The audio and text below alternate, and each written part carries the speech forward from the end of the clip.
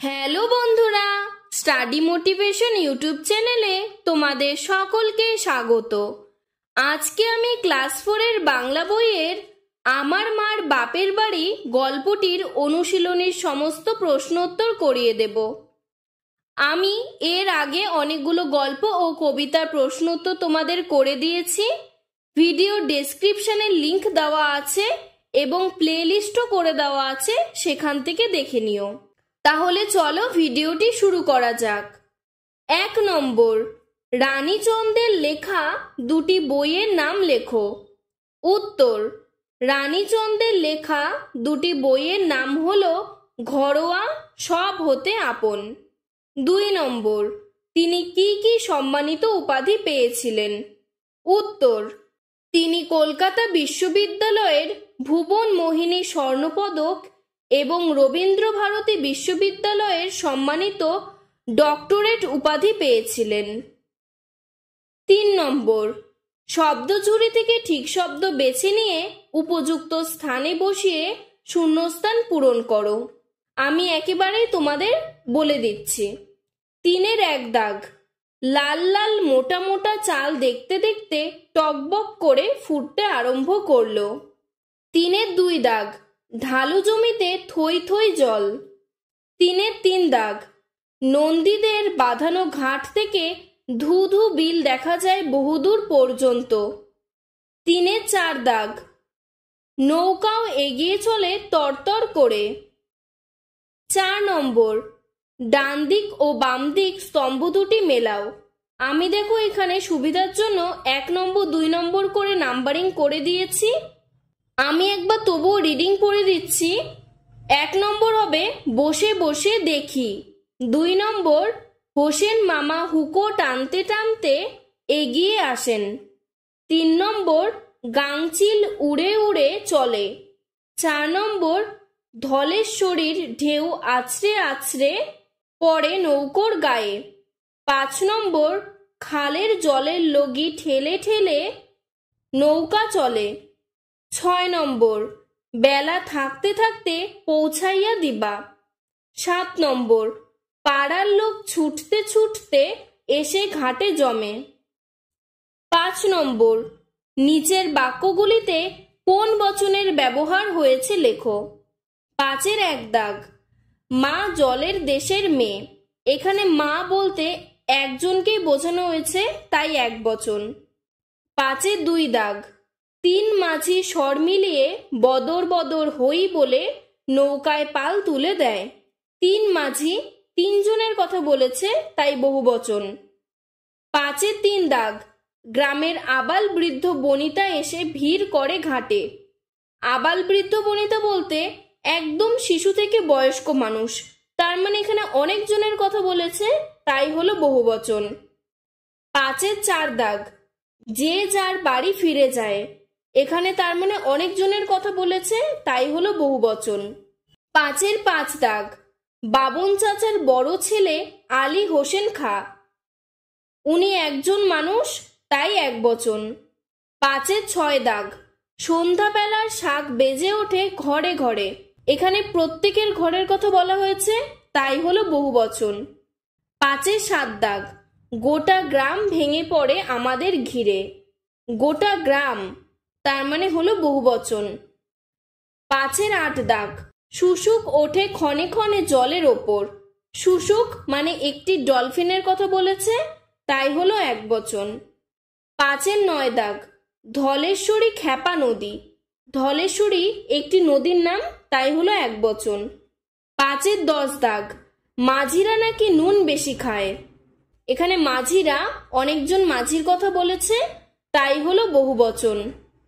6 নম্বর, আমার মা বা বাপের বাড়ির শব্দবন্ধ দুটি করে শব্দ আমি ও মা এবং বাপ ও বাড়ি যোগে তৈরি হয়েছে। খেয়াল করে দেখো, প্রতি ক্ষেত্রেই শব্দ দুটি যুক্ত হয়েছে বসিনর বা এর ব্যবহার করে, অর্থাৎ আমির সাথে বসিনর যোগ হয়ে হলো আমার এবং বাপ এর যোগ হয়ে হলো বাপের। এইভাবে বসিনর বা এর যোগ করে দুটি আলাদা শব্দের মধ্যে সম্বন্ধ তৈরি করা যায় বলে এমন পদগুলিকে বলা হয় সম্বন্ধ পদ। বসিনর বা এর যোগ করে সম্বন্ধ পদ তৈরি হয়েছে এমন কয়েকটি উদাহরণ পাঠ্যাংশটি থেকে খুঁজে বের করো। তোমাদের সুবিধার জন্য একটি উদাহরণ দেওয়া থাকলো। উদাহরণ হলো জলের দেশ। এখানে দেখো জল যোগ এর যুক্ত হয়ে হলো জলের। তেমনি আমি লিখে দিয়েছি আকাশের দিকে সূর্যের তাপে গরমের ছুটিতে। আকাশ যোগ এর হয়ে হলো আকাশের, সূর্য যোগ এর হয়ে হলো সূর্যের, গরম যোগ এর হয়ে হলো গরমের। 7 নম্বর, আমার মার বাপের বাড়ি শব্দ বন্ধনীটিতে 3 বার, জলের দেশের মেয়ে শব্দ বন্ধনীতে 2 বার বসিনর বা এর ব্যবহার করে একটি মাত্র সম্বন্ধ পদ গড়ে তোলা হয়েছে। তোমরা এই রকম আরো 5টি সম্বন্ধ পদ লেখো যেখানে অন্তত 2 বার বসিনর বা এর ব্যবহার হয়েছে। এরপর নতুন তৈরি শব্দগুলি একটি করে স্বাধীন বাক্যে ব্যবহার করো। এখানে দেখো উদাহরণে দেওয়া হয়েছে গোপালের মাসির হাতের রান্না খেলে আর ভোলা যায় না। গোপাল যোগ এর গোপালের, মাসি যোগ বসিনর মাসির, হাত যোগ এর হাতের। এইভাবে কিন্তু সম্বন্ধ পদগুলো তৈরি হয়েছে এবং তারপর এটিকে একটি বাক্যে ব্যবহৃত হয়েছে। তেমনি আমি তোমাদের এখানে 4টি সম্বন্ধ পদ তৈরি করে বাক্যে ব্যবহার করে দেখাচ্ছি। 1 নম্বর দেখো মধু কাকার মিষ্টির খুব খ্যাতি। 2 নম্বর, আমার কাকার বাড়ির পাশে একটা বিরাট বটগাছ আছে। 3 নম্বর, সীমার কাকার সুন্দর একটা ঘড়ি আছে। 4 নম্বর, খেলার মাঠের পাশে আমাদের বাড়ি। তোমরা এইভাবে নিজেদের ইচ্ছা মতো শব্দ তৈরি করতে পারো। 8 নম্বর, নির্দেশ অনুযায়ী পুরুষ পরিবর্তন করো। পুরুষ পরিবর্তনের নিয়মটি আমি তোমাদেরকে বলে দিচ্ছি। আমি আমরা উত্তম পুরুষ, তুমি তোমরা মধ্যম পুরুষ, সে তারা প্রথম পুরুষ। এই সূত্রটা যদি তোমরা মনে রাখতে পারো তাহলে কোনো অসুবিধে হবে না। 8-এর 1 দাগে বলেছে মাটির কড়াইতে মাছের ঝোল রাঁধে। তার মানে এখানে কেউ একজন রাঁধে, তাই এখানে সে বলা রয়েছে, অর্থাৎ এটি প্রথম পুরুষে ছিল। এবার এটিকে উত্তম পুরুষে করতে হবে। উত্তম পুরুষ করতে হলে আমি বা আমরা ব্যবহার করতে হবে। তাই এখানে বাক্যটি হয়ে যাবে তখন মাটির কড়াইতে মাছের ঝোল রাঁধি, কারণ আমি যেহেতু রাঁধবো তার জন্য হয়ে গেল রাঁধি। তোমরা এইভাবে পুরো বাক্যটিকে লিখবে যে মাটির কড়াইতে মাছের ঝোল রাঁধি। আমি পাশে যতটুকু শুধুমাত্র চেঞ্জ করা দরকার সেটিকে লিখে দিয়েছি, তোমরা পুরো বাক্যটি লিখবে। 8-এর 2 দাগ, ভেবে পাই না মাঝিরা নৌকা নিয়ে চলছে কোন দিকে। এখানে এটিকে প্রথম পুরুষে করতে হবে, তাহলে হয়ে যাবে ভেবে পায় না মাঝিরা নৌকা নিয়ে চলছে কোন দিকে। 8-এর 3 দাগ, বসে বসে দেখি। মধ্যম পুরুষে করলে হবে বসে বসে দেখো। 8-এর 4 দাগ, যে যার বাড়ি ফিরে যায়। এটিকে উত্তম পুরুষে করলে হবে যে যার বাড়ি ফিরে যাই। 8-এর 5 দাগ, পোলাপান লইয়া খাইও তুমি বাড়িতে গিয়া। উত্তম পুরুষে করলে হবে পোলাপান লইয়া খাইব আমি বাড়িতে গিয়া। 8-এর 6 দাগ, পুনি বইন্দি যাও। এটিকে প্রথম পুরুষে করলে হবে পুনি বইন্দি যায়। 8-এর 7 দাগ, এখন আর মাথা ঘোরার কথা মনে নেই তার। মধ্যম পুরুষে করলে হবে এখন আর মাথা ঘোরার কথা মনে নেই তোমার। 8-এর 8 দাগ, অতি শান্ত তোমার চলার গতি। মধ্যম পুরুষেই আমরা তুমি তোমরা ব্যবহার করে থাকি। এটি আসলে হয়তো বইতে ভুল করে প্রিন্ট মিস্টেক হয়ে গেছে, তার জন্য আমি এটিকে আর কিছু করিনি, এটি সঠিকই দেওয়া ছিল। 8-এর 9 দাগ, 2 পা একটু হাঁটি। প্রথম পুরুষে করলে হবে 2 পা একটু হাঁটে। 8-এর 10 দাগ, বদর বদর হই বলে নৌকোয় পাল তুলে দেয়।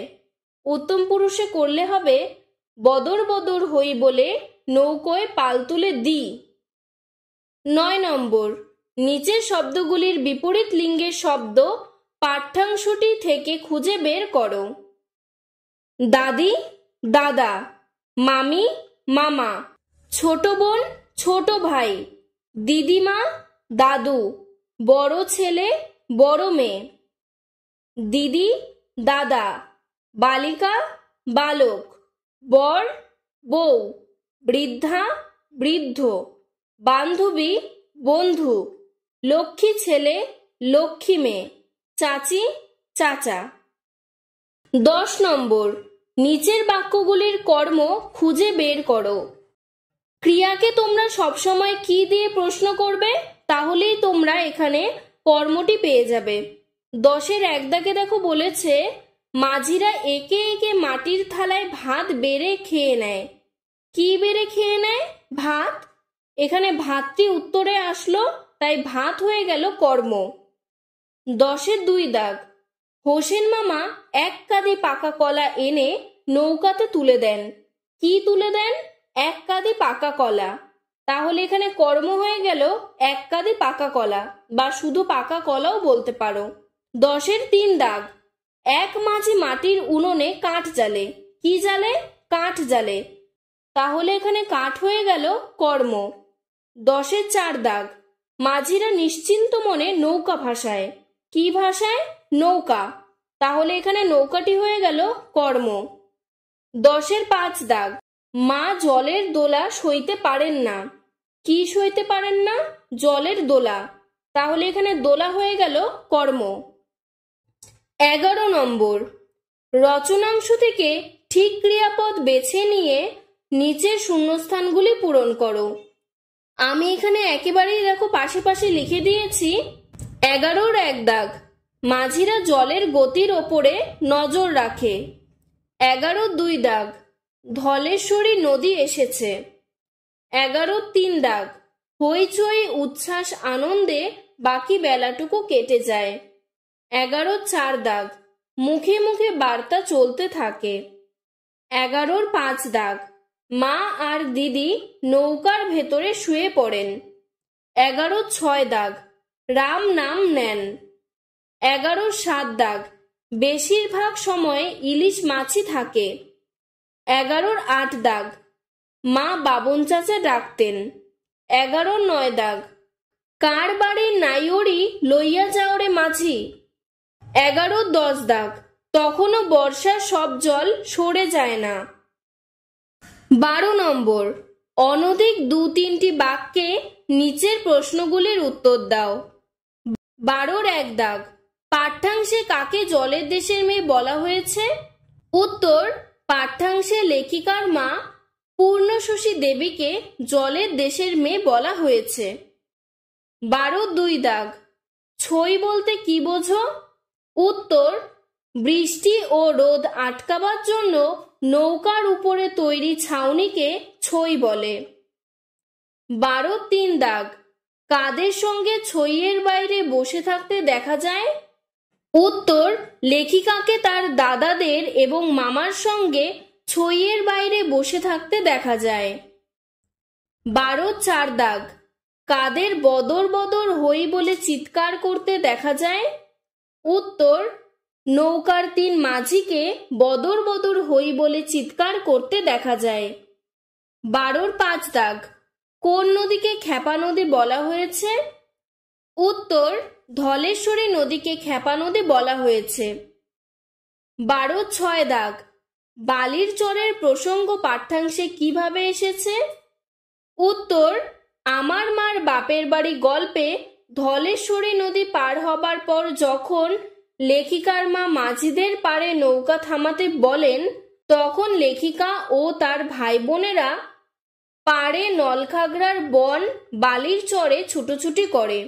এই প্রসঙ্গে আলোচ্য গল্পে বালির চরের প্রসঙ্গ এসেছে। 12-র 7 দাগ, নৌকায় কি কি রান্না হয়েছিল? উত্তর, নৌকায় লাল লাল মোটা চালের ভাত ও ইলিশ মাছের ঝোল রান্না হয়েছিল। 12-র 8 দাগ, নৌকাতে যেতে যেতে কোন কোন প্রাণীর দেখা মিলেছে? উত্তর, নৌকাতে যেতে যেতে গাংচিল, শুশুক প্রভৃতি প্রাণীর দেখা মিলেছে। 12-9 দাগ, গুণটানা বলতে কি বোঝো? উত্তর, নৌকায় মোটা দড়ি বেঁধে নৌকা টানাকে গুণটানা বলে। এর ফলে নৌকা তাড়াতাড়ি চলে এবং মাঝিদের কষ্ট কম হয়। 12-10 দাগ, মাঝিরা কখন হাতে লগি তুলে নেয়? উত্তর, ইচ্ছামতি হয়ে যখন খালের মুখে নৌকা ঢোকে তখন মাঝিরা গুণটানা ছেড়ে হাতে লগি তুলে নেয়। 12-11 দাগ, নাওড়ি কথাটির অর্থ কি? উত্তর, পূর্ববঙ্গের কোনো বধূর নদীপথে বাপের বাড়ির যাত্রাকে নাওড়ি বলে। 12-12 দাগ, হোসেন মামা কি কি উপহার এনেছিলেন? উত্তর, হোসেন মামা 1 কাঁদি পাকা কলা ও 2টো কাঁঠাল উপহার এনেছিলেন। 12-13 দাগ, খালের বাঁকে বাঁকে কাদের কাদের বাড়ি চোখে পড়ে? উত্তর, খালের বাঁকে বাঁকে জোলা, ভুইমালি, শেখ মামাদের বাড়ি চোখে পড়ে। 12-14 দাগ, গরমের ছুটিতে আর পুজোর ছুটিতে মামা বাড়িতে আসার পথ বদলে যায় কেন? উত্তর, গরমের ছুটি আর পুজোর ছুটিতে মামা বাড়ি যাবার পথ বদলে যায় কারণ গরমের টানের সময় নৌকা বাড়ির ঘাট পর্যন্ত পৌঁছায় না। পুজোর ছুটিতে জল ভরা বিলের ওপর দিয়ে বাড়ির ঘাট পর্যন্ত পৌঁছানো যায়। 13 নম্বর, নিচের প্রশ্নগুলির উত্তর নিজের ভাষায় লেখো। 13-1 দাগ, লেখিকার মার বাপের বাড়ি লেখিকার কি? সেখানে যাওয়ার যাত্রাপথটির বর্ণনা করো। উত্তর, লেখিকার মার বাপের বাড়ি লেখিকা রানীচন্দ্রের মামা বাড়ি। লেখিকার মামা বাড়ি যাওয়ার জন্য ধলেশ্বরী ও ইচ্ছামতি নদী পার হতে হয়। নৌকায় করে প্রথমে ভয়ঙ্কর ধলেশ্বরী নদীর মুখোমুখি হতে হয়। তখন মাথার উপরে গাংচিল উড়ে চলে। ক্ষণে ক্ষণে শুশুক জলের উপরে ওঠে। তারপরে ইচ্ছামতি নদীতে নৌকা যখন নদী থেকে খালে প্রবেশ করে তখন মাঝিরা গুণ বৈঠা তুলে রেখে হাতে লগি তুলে নেয়। 13-2 দাগ, পাঠটির অনুসরণে ধলেশ্বরী নদীর পরিচয় দাও। উত্তর, ধলেশ্বরী ক্ষেপা নদী, তালে বেতালে চলে। এলোপাতাড়ি ঢেউয়ের ধাক্কা কখনো এদিক হতে এসে লাগে, কখনো ওদিক হতে। চলার তাল ঠিক রাখতে জানে না ধলেশ্বরী, তাই হুঁশিয়ার থাকে মাল্লামাঝি যাত্রী ভরা নৌকা নিয়ে। 13-3 দাগ, নৌকায় রান্নাবান্না ও খাওয়া দাওয়ার বিশদ বিবরণ দাও। উত্তর, মাঝিরা নিশ্চিন্ত মনে জলে নৌকা ভাসায়। এক মাঝি নৌকার পেছন দিকের পাটাতন তুলে নিচে রাখা মাটির উনুনে কাঠ জ্বালে। একটা মাটির মালসাতে করে নদীর জলে চাল ধোয়। পরে চালে জলে মাটির হাঁড়ি ভরে জ্বলন্ত উনুনে বসিয়ে দেয়। লাল লাল মোটা মোটা চাল দেখতে দেখতে টকবক করে ফুটতে আরম্ভ করে। ভাত হয়ে গেলে মাটির কড়াইতে মাছের ঝোল রাঁধে। বেশিরভাগ সময় ইলিশ মাছই থাকে। পথে আস্তে আস্তে এক সময় কিনে নিয়েছে জেলেডিঙা থেকে। নুন মাখানো মাছে একটু হলুদ বাটা আর কাঁচা লঙ্কা ছেড়ে রান্না করা মাছের ঝোলের সুগন্ধ ভুরভুর করে। মাঝিরা একে একে মাটির থালায় ভাত বেড়ে খেয়ে নেয়। হাত বাড়িয়ে নদীর জলে থালা, বাটি, হাঁড়ি, কড়াই সব ধুয়ে আবার তুলে রাখে পাটাতনের নিচে। 13-4 দাগ, পাঠ্যাংশ অনুসরণে ইচ্ছামতি নদী সম্বন্ধে 5টি বাক্য লেখো।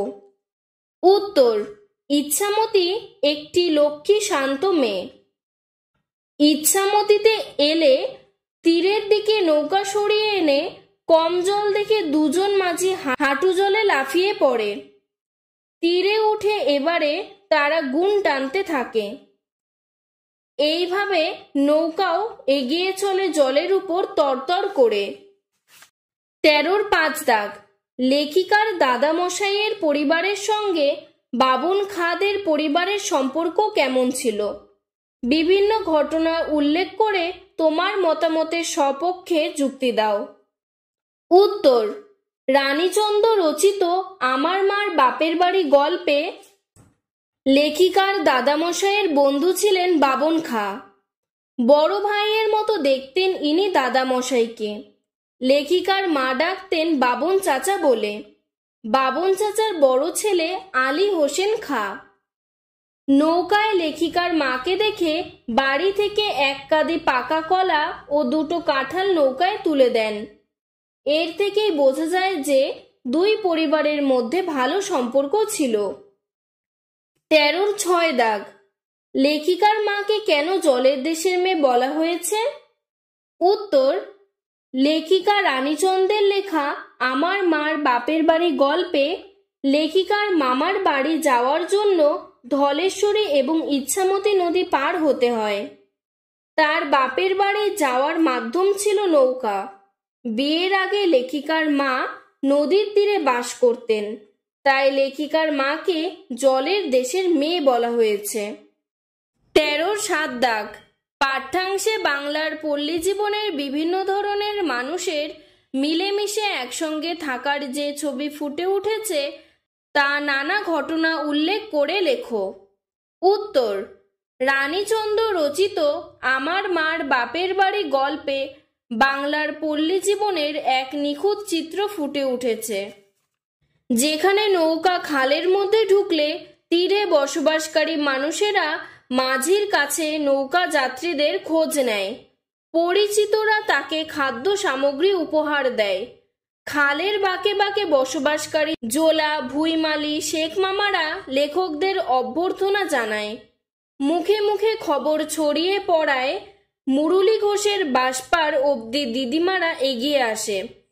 ঘাটে যখন নৌকা থাকে তখন পাড়ার লোক জমা হয় ঘাটে, অর্থাৎ হিন্দু মুসলিম সম্প্রীতির মানুষেরা মিলেমিশে পারস্পরিক ভালোবাসার বন্ধনে আবদ্ধ হয়ে একসঙ্গে বসবাস করে। এরপরে 13-8 দাগ, 13-9 দাগ। এই প্রশ্নগুলো তোমরা তোমাদের মতন করে সুন্দর করে সাজিয়ে গুছিয়ে তোমাদের অভিজ্ঞতা থেকে লিখবে, তাই আমি এগুলোর উত্তর লিখে দিইনি। আজকের ভিডিওটি এতটুকুই। ভিডিওটি ভালো লেগে থাকলে লাইক করে চ্যানেলটিকে সাবস্ক্রাইব করে দেবে। ধন্যবাদ।